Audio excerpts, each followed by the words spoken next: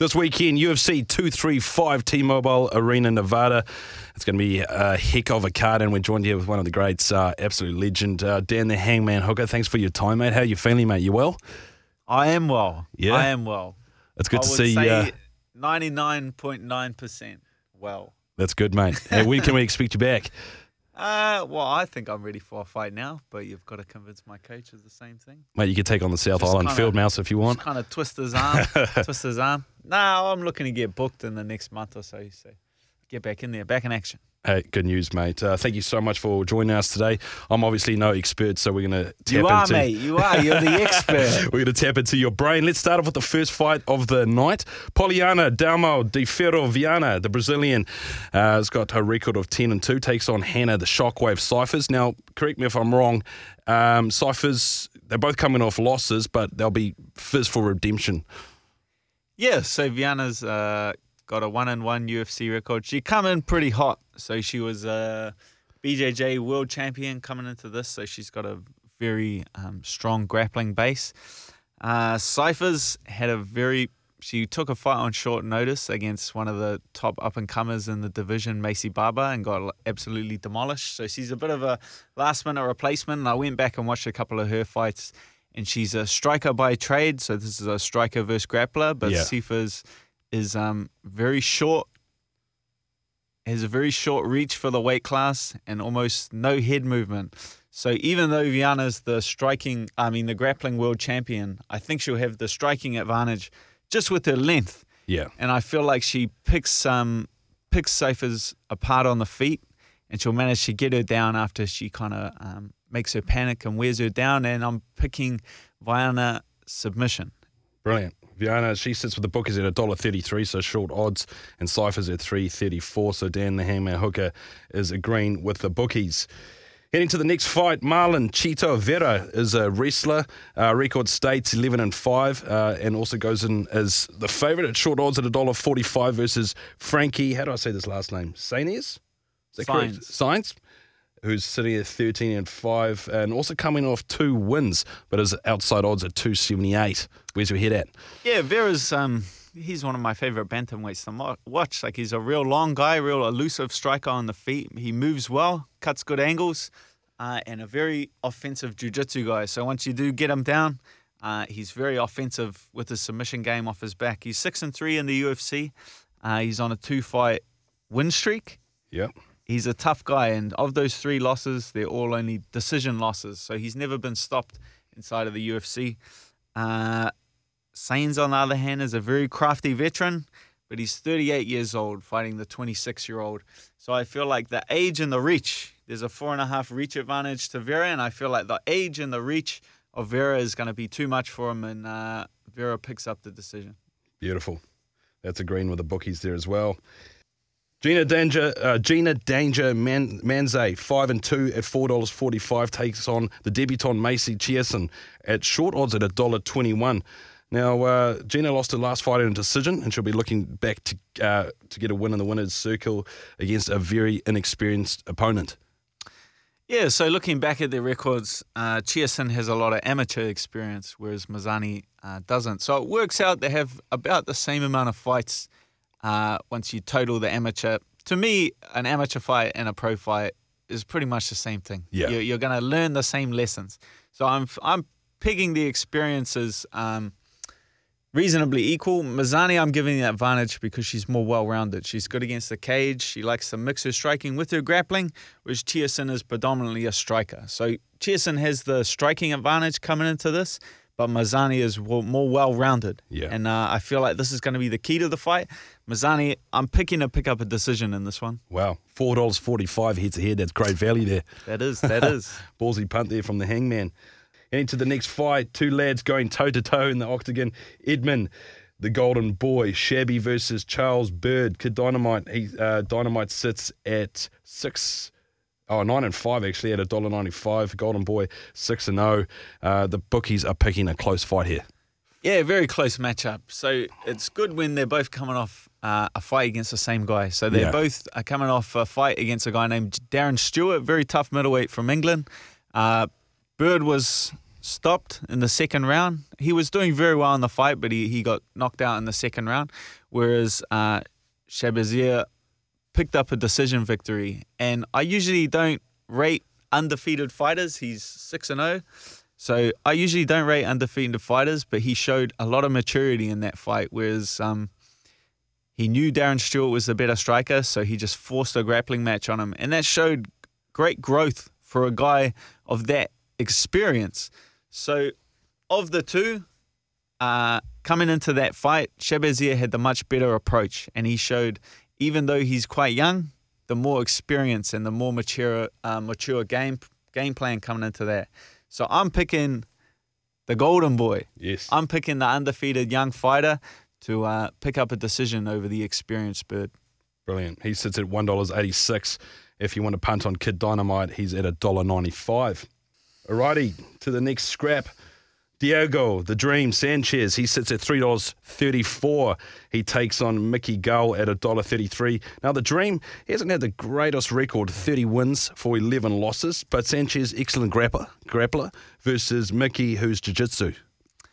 Yeah, so Sanchez is one of the old dogs in the UFC. I believe it's 28 UFC fights, had his UFC debut in 2005. So he's been doing it a very long time. Even though he does have a few losses on that record, that's against a world-class competition. He's just undersized for welterweight. So majority of his career he's been fighting at lightweight, and he's just gone back up to welterweight recently, his last 2 fights. And he's just been on a lot of wars. Yeah. You know, he's a grizzled veteran, and he's just been in too many wars for my liking. Whereas the young Mickey Gall, he was 1-0 when he got in the UFC. And so now he's 5-1, 5 victories, and all of those victories are by rear naked choke. Diego Sanchez has very good defensive jiu-jitsu, so I don't think the young Gall will get him out of there, but I'm picking Gall to dominate the fight just with his size and reach advantage and his youth. Yeah. You know, he's just been in a lot less wars, and even though he's very young, he got in the UFC after one fight. He showed very fast growth and very fast development. So I'm picking the Gall via youth. Yeah, the young pup sitting at $1.33. The bookies are with you there. To the bantamweight. Ranked 11th, Cody Startman, the Spartman, sits at 17-2. He's the favourite at $1.52. He takes on Alejandro Turbo Perez, who's at 22-6 at $2.53. Perez, a boxer and a sound striker. The Startman, he's athletic. He's got a good fighting HQ, Dan. Yeah, so I would peg Starman as a strong wrestler. Like he's definitely got a wrestler's build. Like he's a very muscle-bound, stocky guy. And he will have the wrestling advantage coming into this fight. Perez, 7-1 in the UFC, so he's got a very good record, 6-fight win streak. Yeah. So very impressive for where he's set in the bantamweight division. A lot of guys with 6-fight win streaks are damn near putting himself in title contention. So if he can add to that, he's definitely pegging himself for big fights. But this will be the toughest test of his career. He's never faced, in his previous fights, a wrestler like Starman or a high-level wrestler that can mix it up well with the strikes. I'm picking Perez to have the better scrambling on the ground and the advantage striking. So even though it's a very tough test for his career and Starman is a tough, strong wrestler, I'm picking Perez to just outclass him on the feet a bit. For me, this is the hardest pick of the night. I think this is the closest fight and the hardest one for me to decide between, but I'm going to back Perez. Nice, mate. At $2.53, the underdog. That's good value for money there. Alrighty, to the light heavyweights, Misha CIRKUNOV, the Latvian, 14-4, sits at $2.14, takes on Johnny Walker, who's the favourite at $1.71. 6'3" versus 6'5", 2 big units in the octagon. Yeah, so CIRKUNOV has 5 wins in the UFC, and they're all via finish. 4 submissions and 1 is via ground and pound. So he's definitely a ground specialist. On the feet, he's very willing to engage. Johnny Walker, he's this young, fresh kid on the block. He's 2-0 in the UFC. Of 2 performance of the night, dominant knockouts. He got an elbow knockout over Cahill Roundtree, and then his second knockout was via he threw a spinning back kick and followed it up with a spinning back fist and put the kid's lights out. Then did a bunch of backflips. So he's an incredibly athletic guy, and he's one of the guys in the light heavyweight with the most momentum, coming in. So he's picked up a tough test in CIRKUNOV. CIRKUNOV will definitely put his ground game to the test. We haven't seen anyone get him down and see how he fares on the ground, so I'm picking CIRKUNOV to test his ground game. But I feel like CIRKUNOV's willingness to engage on the feet will get him in a bit of trouble in this fight. I feel like Johnny Walker's got a lot of momentum behind him, and he's a very explosive athlete, and I'm picking Walker via knockout. Brilliant. He's sitting at $1.75, and hopefully if he gets that knockout, he might have a Johnny Walker sponsor afterwards as well. That would be brilliant. Where's he actually from, Johnny Walker? Oh, you sure? Yeah, because I think he's come from, his origins are, it's a bit of a weird country, and he's got this English name, so it's quite good. Oh, yeah, no, he's Brazilian. Oh, is he Brazilian?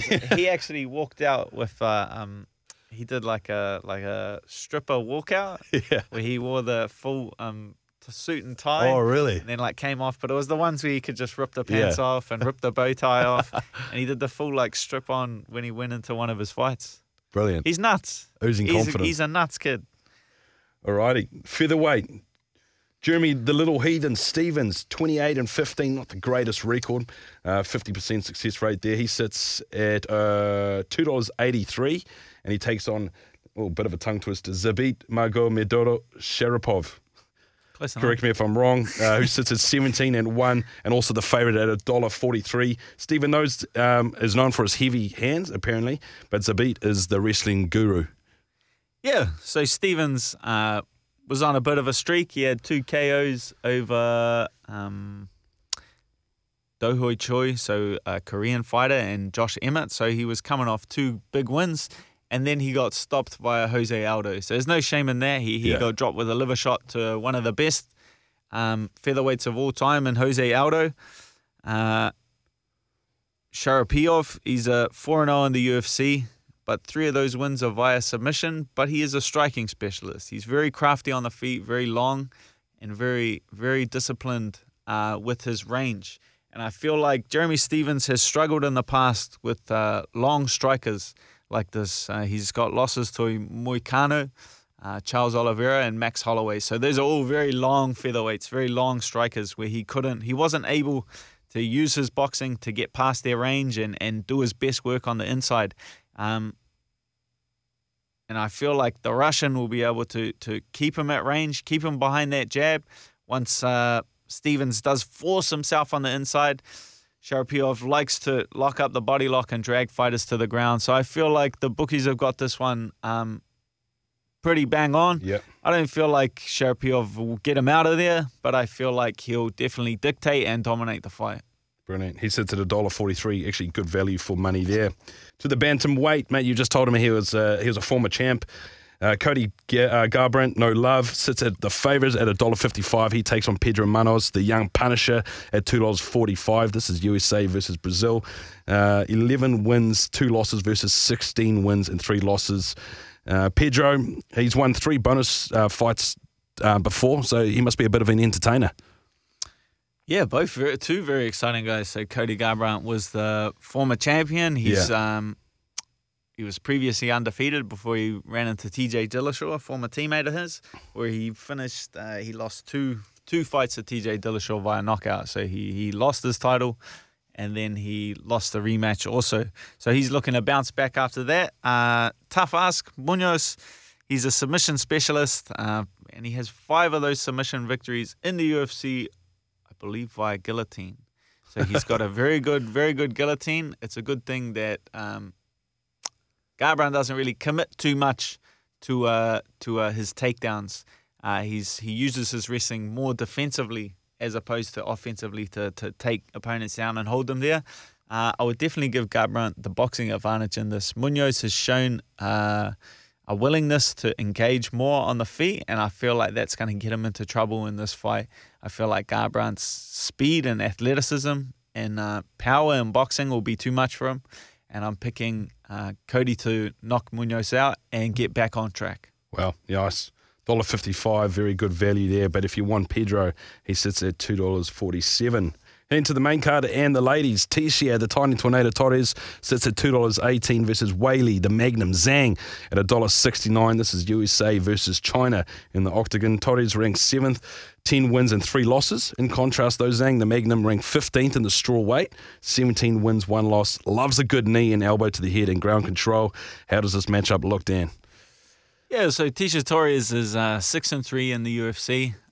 Those 3 losses were to the top 3 fighters in the division: Rose Namajunas, the champion, Joanna Jędrzejczyk, and Jessica Andrade. So the people that she has lost to, all via decision, were the very elite of the division. So she's been in there with the top competition for a very long time. ZHANG, on the other hand, has 2 UFC fights, and she's picked up one of those, picked up an armbar victory. She's actually on an 18-fight win streak. So she lost her pro debut and then went on an 18-fight win streak. So she's 18-1, but it's a very long streak. You know, been a long time since she's felt defeat.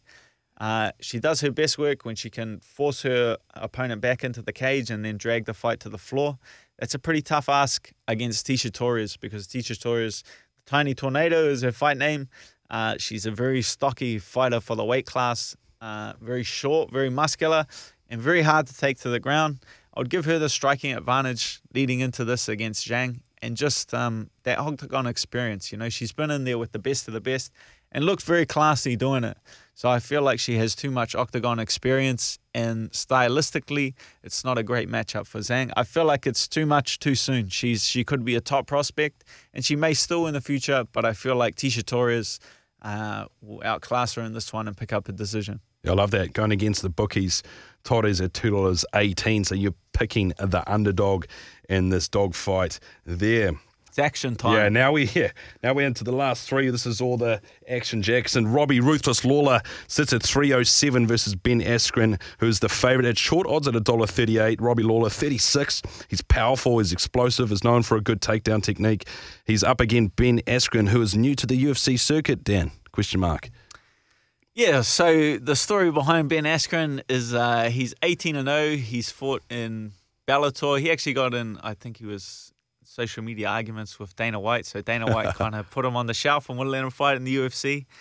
He was former Bellator champion, welterweight champion, and he's been fighting in one championship in Asia for the last little bit. He's known as one of the best wrestlers in the world. You know, he does have phenomenal wrestling. His name is Funky. He has a very awkward style of wrestling, and that's why a lot of people rate him. He's been working with the welterweight champ for a very long time, Tyrone Woodley, and Tyrone speaks very highly of him. Robbie Lawler, on the other hand, has been he had his first UFC fight in 2002, so he's been competing with the best for a very long time. Former champion. He lost his title to Tyrone Woodley, who fights in the co-main event, the next fight we're looking into. Very strong striker. He's a southpaw striker. Very heavy hands. Has many knockout victories and very good takedown defense. Whereas Ben Askren, on the other hand, even though he's 18-0, I feel like he's just his best days were spent outside of the UFC. The best victories of his career were against Douglas Lima and Andrei Korshkov, and they came in 2012 and 2013 before he went off to Asia and fought in ONE FC. I'm picking Robbie Lawler to be able to defend the takedown and make Askren look very bad on the feet. You know, Askren is a wrestler, and a wrestler only. He's not a well-rounded mixed martial artist. So I'm looking for Lawler to defend the takedown and outclass him on the feet, and I feel like it's going to take the full 15 minutes. Well, there you have it. I'm going to be checking the inheritance on Lawler at 307. Watch the Luis Santos fight. If you don't believe me about this one, go back, type in YouTube Ben Askren versus Luis Santos in ONE FC, and that's a strong striker that makes Ben Askren look incredibly human. To the man we've just been talking about, Tyrone, the chosen one, Woodley, he's at $1.54. He takes on Kamaru, the Nigerian nightmare, Usman, at $2.48.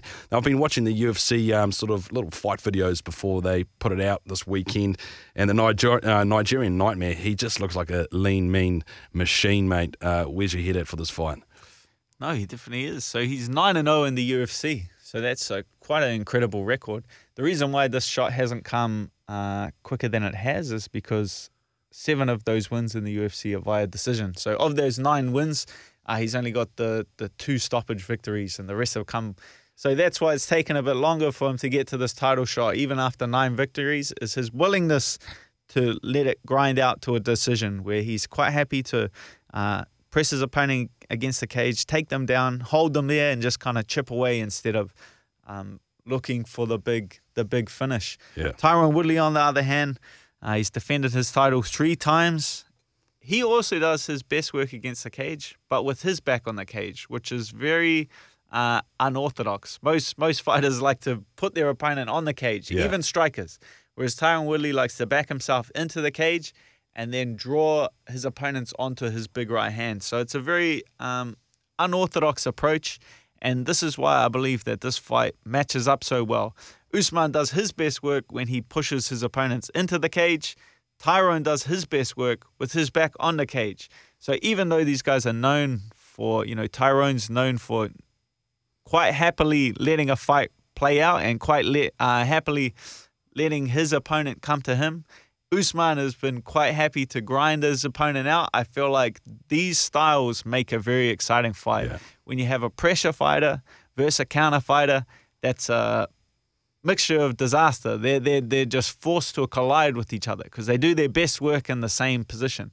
I feel like Tyron Woodley's defensive wrestling is just a bit too strong, and he scrambles too well back to his feet.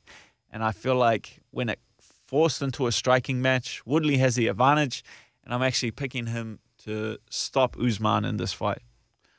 So are the bookies at $1.54. To the main event, mate, the light heavyweight title fight, Jon Bones Jones. Very short odds at $1.10. He takes on Anthony Lionheart Smith, who sits at $7. Battle of the USA, the main fight of the night. Will Jon Jones be collecting another scalp for his wall? Yeah, so no one's solved the puzzle of Jon Jones. And there's a lot of people talk pound for pound, best pound for pound, or the GOAT. But to me, that's like a incredibly hypothetical situation. I would call him the most well-rounded MMA fighter on the planet. So that's a big kudos to him coming into this. Anthony Smith, his opponent, he's 7-2 UFC record. He's on a 3-fight win streak. Not the best opponents he's gone through. He went through former champ Rashad Evans, who's now retired. Shogun Rua and Volkan Ozdemir is the biggest win of his career, which set up this fight. He's a striker, so he's not well known for his wrestling or his groundwork. Yeah. And he falls short in the reach department coming into this. He has a 76-inch reach against an 84.5-inch reach. So that's an 8.5-inch reach advantage, which most of Jon Jones' opponents come into. Now, this is no knock on Anthony Smith's abilities as a fighter. He's world class. He's one of the best in the world. He's just facing the most well-rounded MMA fighter on the planet. And I feel like the reach is too much. And when Jon starts making in his wrestling and his ground game, it'll just be too much for Anthony. And I'm picking Jon Jones. I'm with the bookies on this one. Yeah. I'm picking Jon Jones TKO coming into this one. Oh, brilliant, mate. Like you said, he is very well-rounded. Both like to grapple, but Jones's takedown accuracy is around 50%, and he defends 95% of his attempted takedowns. That's just incredible. But then this stat just blows me away. Jon Jones collecting, he's landed 1,175 landed strikes. He's also absorbed 560. He's never been outlanded in 19 UFC fights. And that's against the top fighters in the world. That's not like he's been at the top level. He's been defending his belt for a very long time. Technically undefeated. His one loss is via DQ. I saw that with the elbow. He did a 12-6 elbow, which is illegal. So if I come straight from the roof to the ground, that's 12-6. He did it, and his opponent was declared the victory. So a pretty hollow victory at the end of the day. But it's going to be a good matchup, like I said. Also, Anthony Smith has won 90% of his fights have been finishes. So looking forward to that big hit out in the octagon on Sunday. Brilliant. Thanks so much for your time, Dan Hangman Hooker. Thanks for your wisdom. Let's see if we can get these all correct, mate, and make the punters some money. Let's do it. Cheers, brother.